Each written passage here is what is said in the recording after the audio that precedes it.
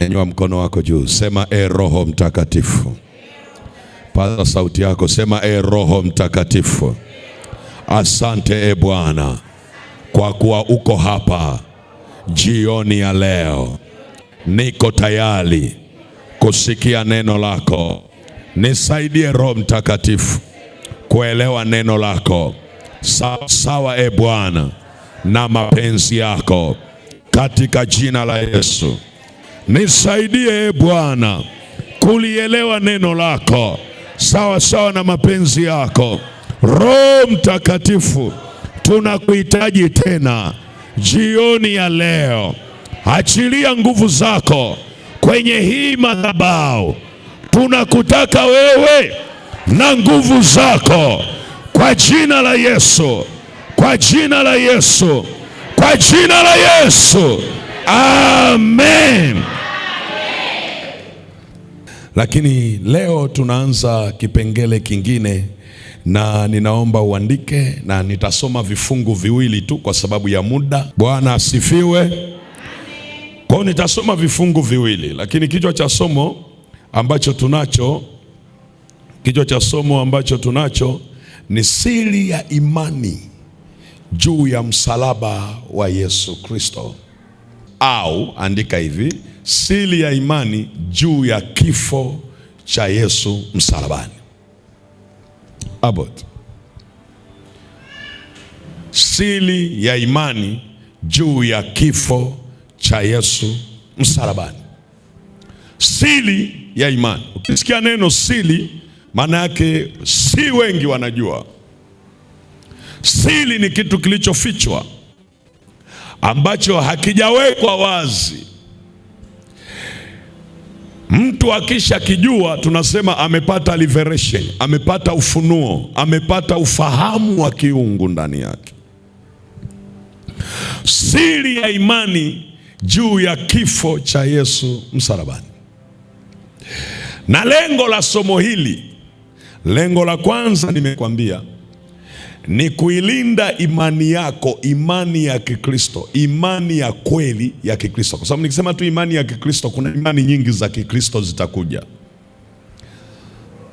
kabisa, nawaambia. Kwa sababu katika siku za mwisho Biblia inasema wengi watajiita Makristo. Makristo maana yake watakuwepo wakina Kristo wengi ambao nao watatengeneza imani zao, nazo zitaitwa imani za Kikristo, kwa sababu na wao watatumia jina lile lile la Yesu, lakini halitakuwa na uhalisia sawa na jina hili la Yesu aliyekufa msalabani. Kwamba jina la Yesu linatajwa wala isikusumbue. Lazima utafute kujua huyo Yesu anayetajwa ni yupi. Ni yule aliyezaliwa akafa msalabani na akafufuka, au ni mwingine? Kwa ukisikia tu kwa jina la Yesu isikusumbue sana. Tafuta kujua hilo jina ni lipi, ni lile linalolifahamu au ni lingine. Kwa sababu nimekwambia kutakuwa na kitu kinaitwa faith integration, mwingiliano wa kiimani. Kwa hiyo lengo la Roho Mtakatifu kuleta hili somo ni ili kulinda imani yako dhidi ya mwingiliano wa imani nyingine. Imani ya Kikristo ya kweli ilivyo, ukishaichanganya na imani nyingine, huwa inapoteza uhalisia wake. Haikubali kuchanganyikana na imani nyingine. Ndio maana Mungu hata alipokuwa anawaokoa wana wa Israeli, alikuwa anawaambia kabisa, msisujudie miungu mingine, kwa sababu alijua imani ya kumwamini Mungu aliye hai ukichanganya na kitu kingine na imani nyingine, ile imani huwa haileti matokeo, haifanyi kazi, ni kama ina paralyze. Ndio maana ni imani ambayo inataka kujitegemea tu, huwezi kuichanganya. Yaani huwezi kusema namtaka Mungu sasa, na sasa hiyo namtaka mganga wa kienyeji, naamini juu ya mganga wa kienyeji, naamini juu ya waganga, naamini juu ya uchawi, afu na sasa hiyo unasema naamini juu ya Mungu aliye hai.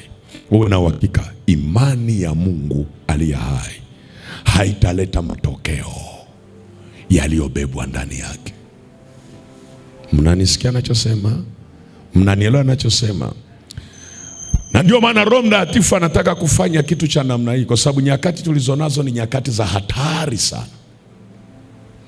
Watu wengi wameamini, watu wengi wanampenda Mungu, lakini imani zao hazina matokeo, hazifunui yale maisha ya kuamini kwao. Kwa sababu tunaamini mtu aliyempokea Yesu, aliyemwamini Yesu Kristo kama Bwana na Mwokozi wa maisha yake, anatakiwa kuwa mshindi dhidi ya dhambi, anatakiwa kuwa mshindi dhidi ya nguvu za giza. Lakini leo tuna watu wengi wanaomwamini Yesu, dhambi nyingi zinawashinda, lakini wanasema tuna imani katika Kristo. Kwa nini imani haileti huo ushindi? Na Biblia inasema wazi, ukiwa na imani ya namna hii, Biblia inasema mwenye haki wangu ataishi kwa imani. Lakini Biblia inasema hivi, na huku ndiko kushindako ulimwengu, hiyo imani yetu. Kwamba imani ukiwa nayo ina nguvu ya kukuwezesha kushinda nini? Ulimwengu. Kwa nini watu hawashindi? Why? Maana yake kuna tatizo mahali, kuna changamoto mahali. Na changamoto moja ambayo shetani huwa anaitumia, ngoja nikueleze sasa uelewe. Changamoto kubwa sana, wala sio yale maagano, madhabahu za giza na nisikiliza. Changamoto kubwa sana ni ujinga. Kuwa mjinga, changamoto kubwa sana hiyo ambayo adui ataitumia. Ndio maana watu wengi wanaangamizwa, sio kwa sababu Mungu wao ni mdogo, lakini kwa sababu ya kukosa maarifa ya huyo Mungu wao. Ndio maana Mungu anasema watu wangu wanaangamizwa kwa kukosa. Hasemi sio watu wangu, anasema ni watu wangu, ni watoto wangu wanaangamizwa kwa kukosa maarifa. Kukosa maarifa maana yake nini? Kuwa mjinga. Ndio maana kibibilia ujinga ni giza, elimu ni nuru. Mtu mwenye maarifa ya kimungu ana nuru. Kuna vitu vinaondoka kwa kuijua kweli, nanyi mtaifahamu kweli, na hiyo kweli itawaweka huru. Haleluya! Kama unanielewa sema amina. Kama unanielewa sema amina. Kuna vitu wewe vilipaswa vikuogope, lakini wewe unaviogopa. Kuna vitu vilipaswa kukukimbia wewe, lakini wewe unavikimbia. You know why? Kwa sababu ya ujinga. Mtu aliyeokoka akiwa mjinga, mtu anayempenda Yesu akiwa mjinga, hana tofauti na asiyeokoka, kwa sababu atakuwa anaongea lugha ile ile ambayo wengine wanaongea. Unasema mwalimu, kwa nini unasema hana tofauti? Kwa sababu ataonewa na yeye. Kuonewa maana yake utatendewa isivyo haki. Tunaposema huyu mtu anaonewa, sisi tunakemea roho za maonezi. Roho za maonezi haziwezi kumwonea kila mtu. Cha kwanza, ili zikuonee mjinga. Hiyo ndio namba moja. Unaonewa sana, cheki kwenye akili yako na ufahamu. Kuna vitu sijajua, kama ningefahamu nisingeonewa. Kuna vitu unaweza kuwa unakemea, alafu kuna mtu hakemei na havimpati, kwa sababu level of understanding, uwezo wa kuelewa juu ya mambo yanayohusu.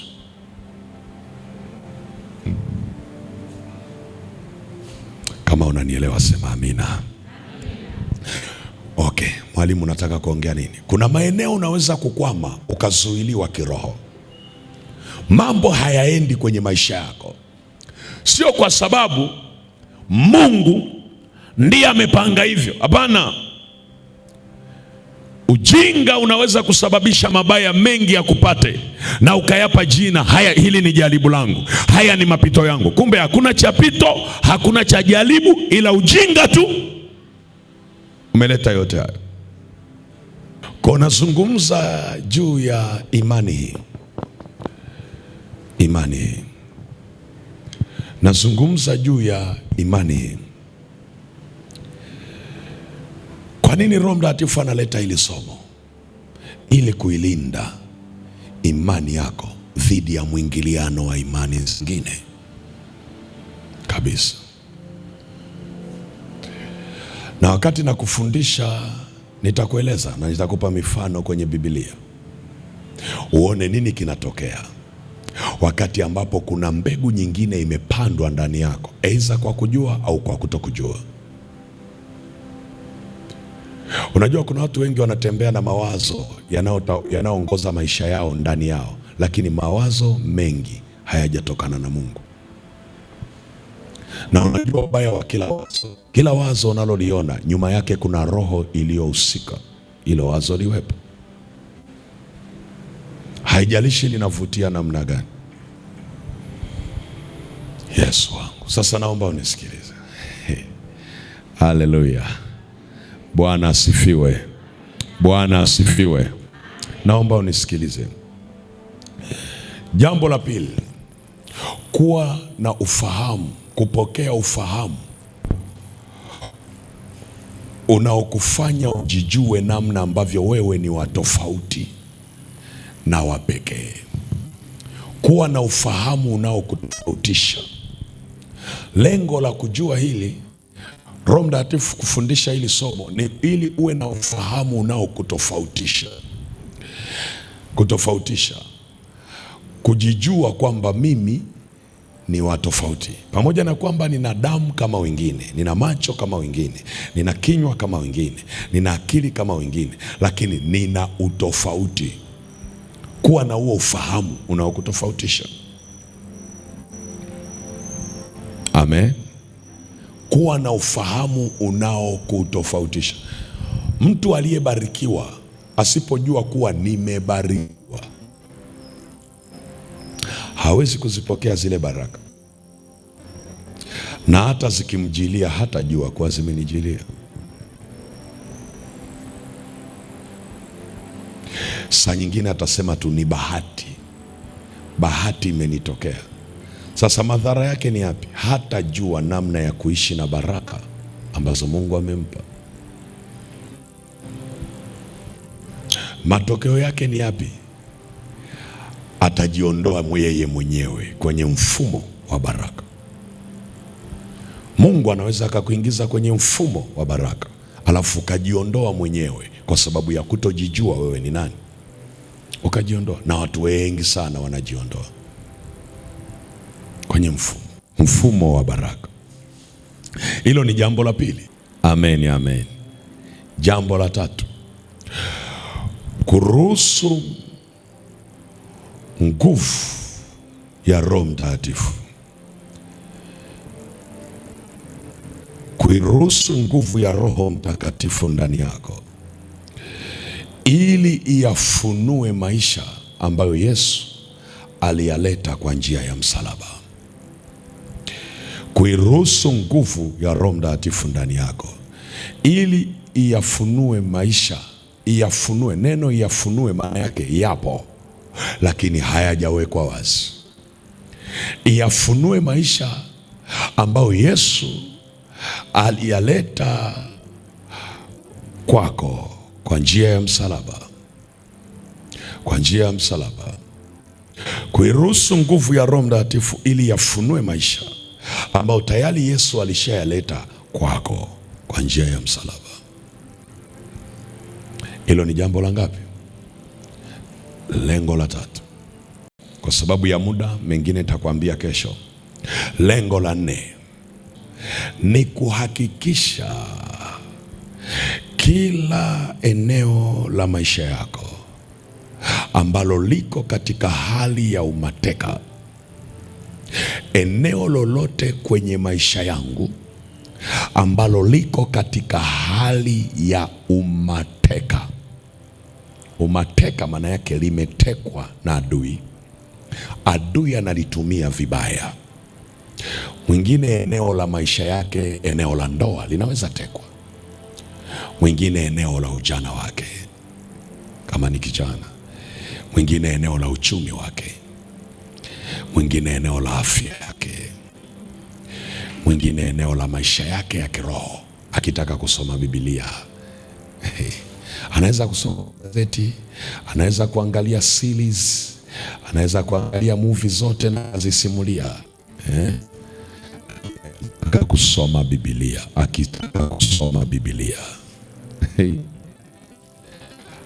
Yaani akifungua ukurasa mmoja tu pa, utasikia taendeleaga kesho. Anafunga afu anasema ni kama kuna kitu kinaniambia funika. Yeye anafikiri ni kitu cha kawaida, kwa sababu adui anajua utakapoanza kuisoma Biblia na kufuatilia, hata kama leo kana kwamba hauelewi vizuri, kwa kadri unavyosoma na kufuatilia na kuuliza maswali, mchungaji, sijui dada fulani, mama fulani, hivi mistari hii inamaanisha nini? Adui anajua kwamba ndani ya kulisoma neno utayapata maisha ya kimungu yoko ndani ya neno lake. Neno lina uwezo wa kutakasa. Neno lina uwezo wa kubadilisha fikra za mtu. Neno lina uwezo wa kutengeneza foundation, msingi wa imani ni neno. Kwa hiyo ndio maana vita itakuwa sio nyepesi, na ndio maana muda wa watu wa kusoma neno umetekwa. Na wengine unaweza ukaona saa nyingine anakuja hata kwenye semina, ni ile sasa afanyeje, alitangaziwa lakini ameamua kujilazimisha kweli kwamba acha tu niende. Ukishaona namna hiyo, kuna eneo limetekwa kwenye maisha yako. Muda wako unaweza kutekwa, nyakati zako zinaweza kutekwa, majira yako yanaweza kutekwa. Kasoma Biblia, ndio maana Biblia inasema ukomboe ni muda. Ndio maana Biblia inasema nitarejesha, nitakurudishia maradufu. Manake kuna vitu vinaweza tekwa, kuna vitu vinaweza ondolewa. Unafikiri mambo yako sawa, kumbe umesha muda wako ondolewa. Haleluya watu wa Mungu, haleluya watu wa Mungu, haleluya watu wa Mungu. Usiruhusu eneo lolote linalohusu maisha yako adui alichezee. Wakati Yesu alikufa msalabani, usiruhusu kabisa. Lazima muone Mungu kwenye kila eneo, na hii ndio changamoto kubwa. Usiruhusu eneo lolote ambalo linahusu maisha yako adui aliteke. Sasa wengine unashangaa, yeye ameachwa amwabudu Mungu, ameachwa amtumikie Mungu, lakini familia yake imetekwa kabisa, watoto wametekwa. Na ndio maana kwenye semina hii lazima maeneo yote yaliyotekwa na adui yakombolewe, yaachiwe huru. Kama unanielewa sema amen. Maeneo yote yaliyotekwa lazima yaachiliwe, lazima yaachiliwe kabisa. Nuru iliyofunikwa lazima ifunuliwe. Mwangaza wa maisha yako uliozuiliwa lazima uonekane, lazima uonekane. Ndio maana Roho Mtakatifu anaandaa semina za namna hii. Kama unanielewa sema amen. Kama unanielewa sema amen. Haya, fungua Biblia yako. Nataka nikusomee mistari michache, afu nitakuwa namaliza. Mistari michache. Fungua Biblia yako, kile kitabu tuanze na kile kitabu, my Lord. Tuanze na kile kitabu cha Petro wa kwanza sura ya pili. Waraka wa Petro wa kwanza sura ya pili. Waraka wa Petro wa kwanza sura ya pili mstari wa 24. Basi naomba tusome. Maandiko yanasema hivi: yeye mwenyewe alizichukua dhambi zetu katika mwili wake juu ya mti, tukiwa wafu kwa mambo ya dhambi, tuwe hai kwa mambo ya haki. Na kwa kupigwa kwake mliponywa. Narudia tena, anasema yeye mwenyewe alizichukua dhambi zetu katika mwili wake juu ya mti, tukiwa wafu kwa mambo ya dhambi, tuwe hai kwa mambo ya haki. Na kwa kupigwa kwake mliponywa. Amen. Angalia mstari wa 25. Kwa maana mlikuwa mnapotea kama kondoo, lakini sasa mmemrudia mchungaji na mwangalizi wa roho zetu. Nataka uone Yesu alichofanya msalabani. Anasema yeye mwenyewe alipokuwa anaenda msalabani alichukua dhambi zetu, sema dhambi zetu. Tena alipozichukua akazibeba juu ya mwili wake, akazibeba juu ya mwili wake, akaenda nazo msalabani. Maana yake akachukua kinachokusababishia mauti, akakibeba yeye. Alichokuwa nacho yeye ambacho ni uzima akakiachilia kwako, alafu kile kibaya akaenda nacho msalabani. Maana yake unagundua Yesu ni kama alikuwa anafanya transaction. Transaction maana yake mabadilishano.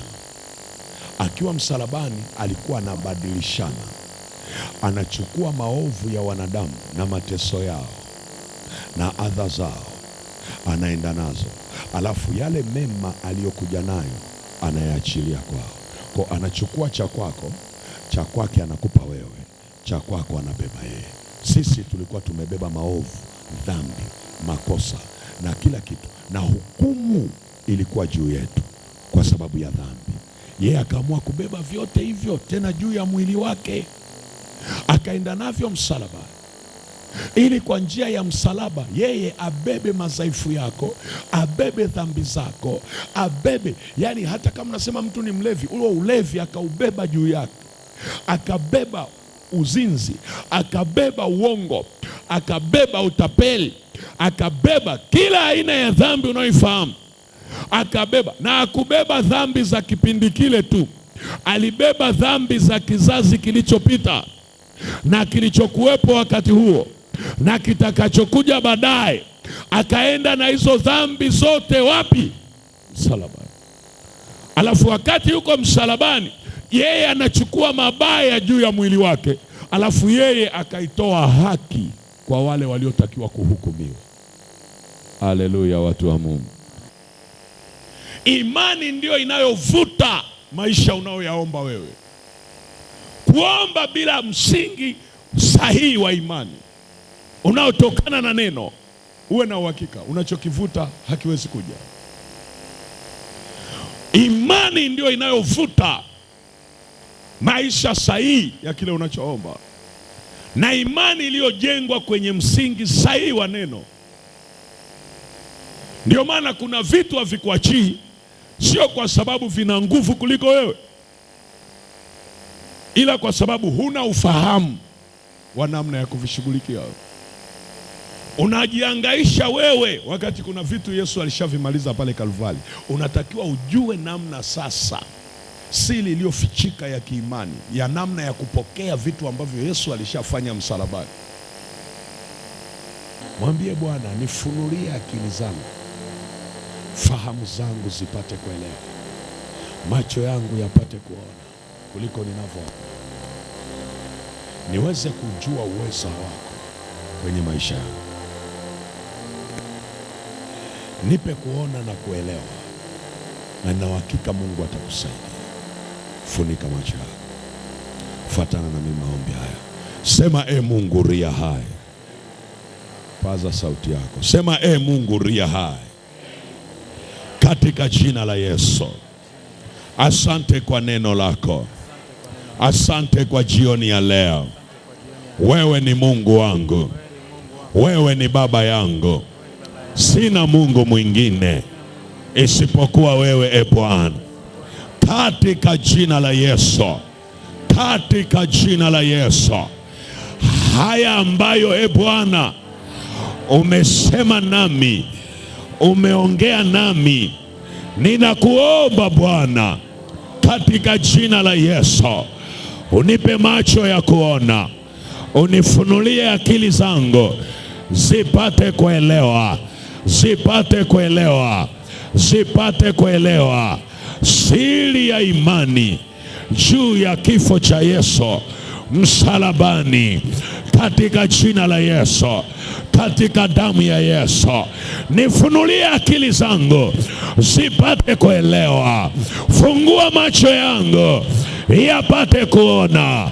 Roho Mtakatifu, niumbie moyo mpya, moyo wenye kiu, moyo wenye shauku ya kuona yale ambayo Mungu ameyakusudia kwenye semina hii yanatimia kwenye maisha yangu, kwa jina la Yesu, kwa jina la Yesu, kwa jina la Yesu, kwa jina la Yesu, kwa jina la Yesu.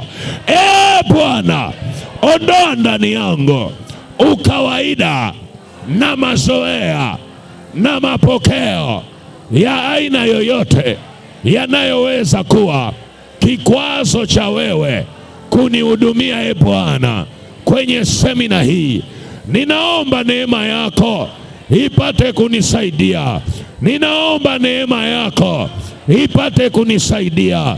Nifunulie akili zangu, nifunulie akili zangu, unijalie ufahamu mpya, unipe na macho ya kuona, katika jina la Yesu, katika jina la Yesu. Nenda mbele za Bwana, nenda mbele za Bwana sasa. Nenda mbele za Bwana, jiombe, jiombe, fungua kinywa chako. Jiombe, fungua kinywa chako. Jiombe, fungua kinywa chako. Jiombe, fungua kinywa chako. Jiombe, fungua kinywa chako. Jiombe, fungua kinywa chako. Jiombe, fungua kinywa chako. Mwambie Bwana, nisaidie, nifunulie akili zangu nielewe, nipate kuijua kweli, Bwana, ili yale ambayo naona ni magumu nisione tena yakiwa magumu kwangu, katika damu ya Yesu, kwa jina la Yesu.